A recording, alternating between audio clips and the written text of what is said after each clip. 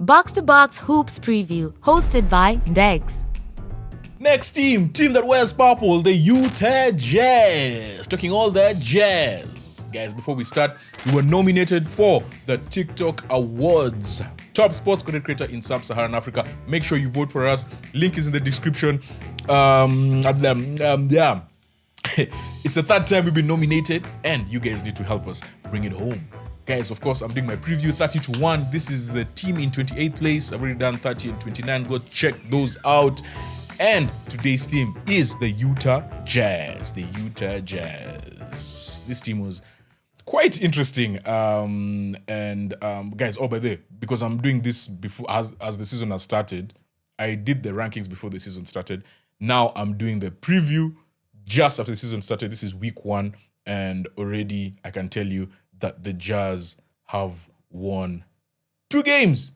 Shout out, the Jazz have won 2 games.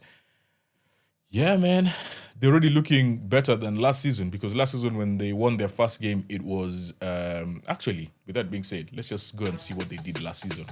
Shouldn't we?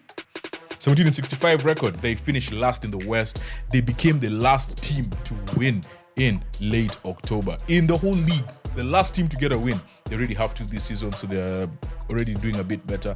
They missed the playoffs for a 3rd year in a row. They suffered 60 losses by March. Now, some good news.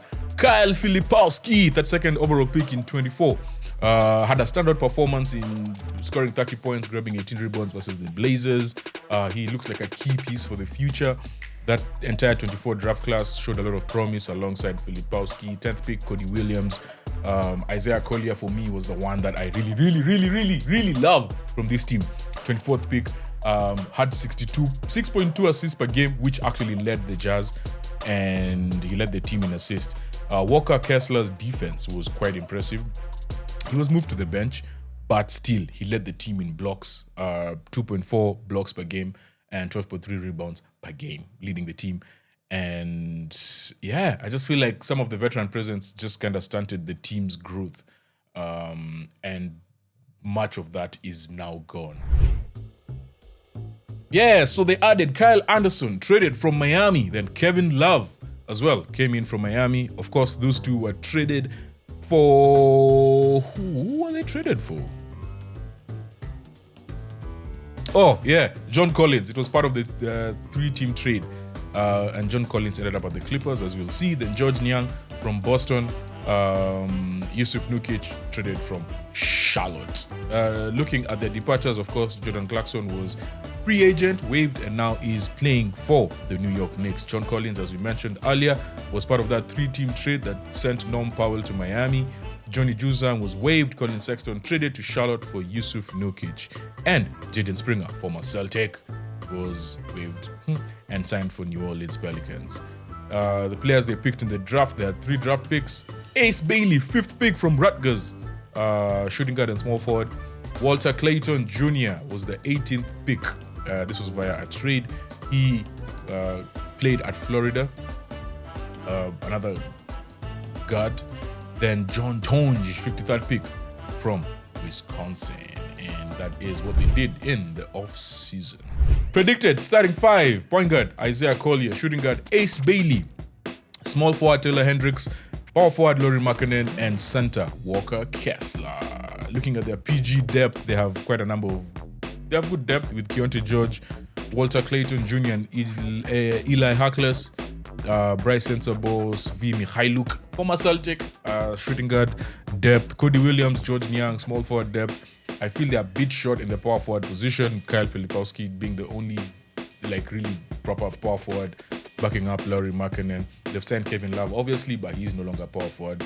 With his age, he's just a center who might not even get that much time. He's just comfortable being the seasoned vet and leading the rookies and the kids. Then, of course, you have Nurkic and Oscar Chiebwe right behind Walker Kessler. The one big question I have for the Utah Jazz. So with the vets gone, as we've mentioned earlier, Clarkson, Collins, Sexton, who I feel like they really just took a lot of game time from the young players and really stunted their growth. So can this young core and Walker Kessler. Can he improve his role, right? I feel like he needs to come back to the starting lineup. We have him at center.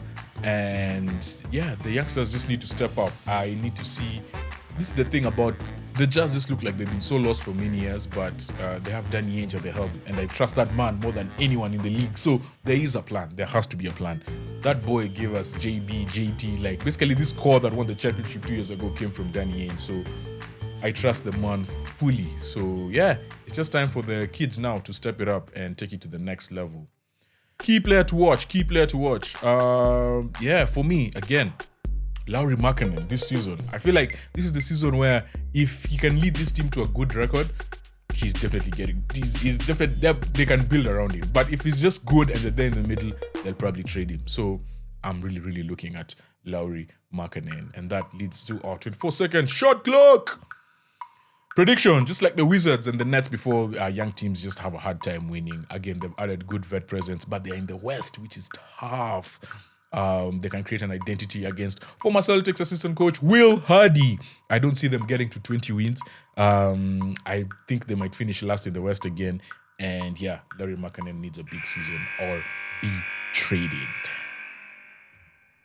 That is the Utah Jazz, talking all that jazz. Next team coming up from the East, mess around and you may just get started. Ready for the ultimate slam dunk of content? Don't miss out on any of our NBA previews. Hit subscribe and be the MVP of your basketball knowledge game.